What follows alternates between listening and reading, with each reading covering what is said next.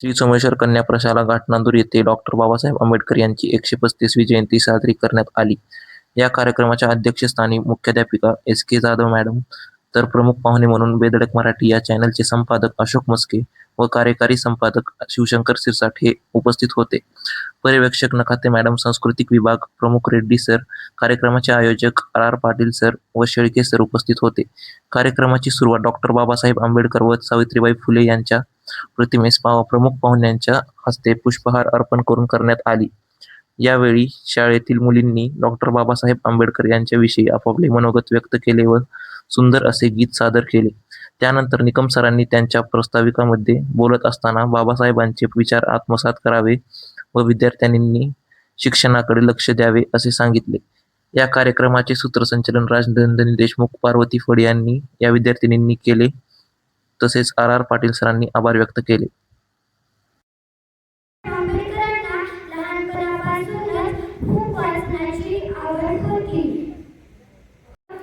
या मानवाचा महामानव झाला. आयुष्य गेले लढण्यात, गोरगरिबांना त्यांना न्याय देण्यात, माणसाला माणूसपणा देण्यात.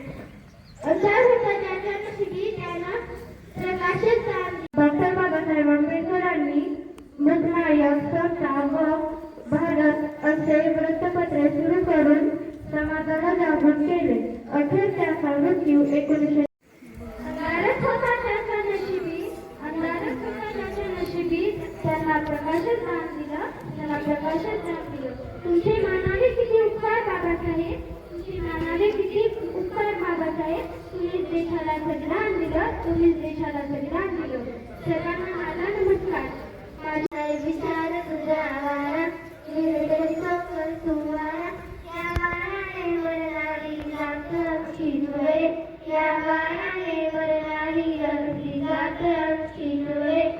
तुफानातले दिवे आम्ही, तुफानातले दिवे, तुफानातले दिवे आम्ही, तुफानातले दिवे. तुफान वारा मोठी माणसं ठरायला संघर्ष लागतो. निकम सरांनी प्रास्ताविकाच्या माध्यमातून सांगितलं की ज्या पद्धतीने डॉक्टर बाबासाहेब आंबेडकरांनी खांद्याखाली खांद्याच्या त्या ठिकाणी असताना किमती मिळाल्या दिव्याच्या प्रकाशाखाली अभ्यास अशी परिस्थिती आपली नाही याची जाण आणि निदर्शन करून कोरोना काळ असो किंवा यांनी घेतले जाणारे कुठलेही काळ असतो, कुठल्याही शैक्षणिक संस्थेची मी तुलना करत नाही. मात्र प्रामाणिकपणानं आमची शाळा, आमची संस्था जो प्रयत्न करते आणि ज्या प्रयत्नावर पंचक्रोशीतील सर्व शाळांना त्या शाळेचा हेवा वाटतो. काल तपासणी